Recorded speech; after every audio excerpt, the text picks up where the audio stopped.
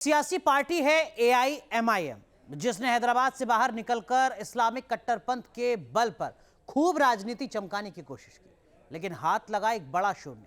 बिहार में मिले विधायक भी ओवैसी मारकर राजनीति के जहर को भांपते हुए आरजेडी में चले गए। यूपी में तो खैर खाता ही नहीं खुला। अब उसी एआईएमआईएम के यूपी प्रदेश अध्यक्ष ने जहर उगला है हिंदुओं के खिलाफ। क्या करें? ओवैसी मार्का सियासत का पैमाना यही है, नफरत और इस्लामिक कट्टरपंथी की जिहादी आग।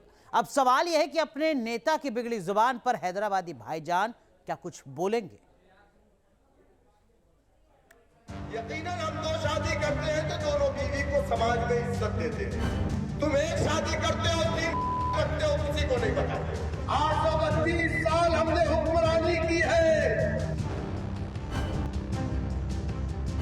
और तुम हमारे बादशाह के सामने अपने हाथ को पीछे पार करके जी हुजूर कर रहे हैं। नाम शौकत अली, प्रदेश अध्यक्ष एआईएमआईएम यूपी।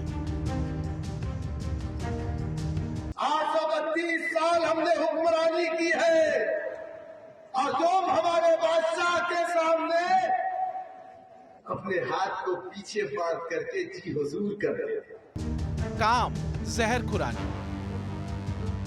यकीनन हम दो शादी करते हैं तो दोनों बीवी को समाज में इज्जत देते हैं। तुम एक शादी करते हो, तीन करते हो, किसी को नहीं बताते हो। कहते हैं किसी शख्स का कैरेक्टर और कद नापना हो तो उसकी जुबान से निकले शब्दों को सुन ले। हर एक शब्द सिर्फ कैरेक्टर नहीं बल्कि घर का पता और इतिहास भी बता देता है। और एआईएमआईएम की इसी सियासत का ताजा पता है शौकत खान।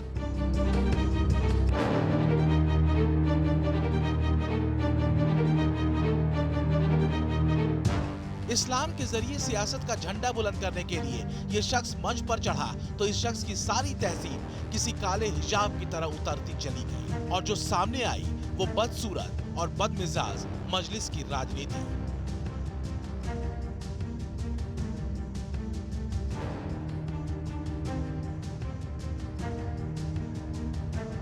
संविधान के दायरे की बात करने वाले एआईएमआईएम के इस अध्यक्ष ने महिलाओं की मर्यादा को भी ताक पर रख दिया और हिंदुओं से असीम नफरत में डूबते उतराते इस शख्स ने वो उल्टियां की जिसके लिए एआईएमआईएम जानी जाती रही है। सुनिए क्या कहा शौकत खान ने।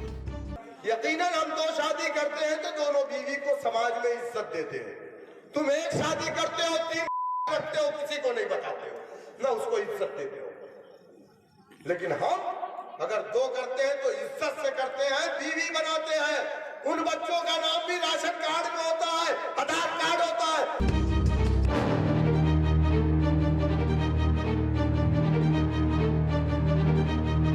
दरअसल शौकत खान की जुबान पर जो चढ़ा है वो ओवैसी मार्का राजनीति नहीं गढ़ा है। ओवैसी सीनियर जिस इस्लामिक तहजीब की बात दूसरे सूबों के सियासी मंचों से करते रहे हैं वो दरअसल हाथी के दिखाने वाले दांत हैं। कट्टरपंथी पार्टी के असली दांत तो वो हैं जो शौकत खान और अकबरुद्दीन ओवैसी में दिखते हैं। 832 साल हमने हुक्मरानी की है और तुम हमारे बादशाह के सामने अपने हाथ को पीछे पार करके जी हुजूर कर रहे हैं। मैं कहना चाहता हूँ, तू मेरे कागज देखना चाहता है।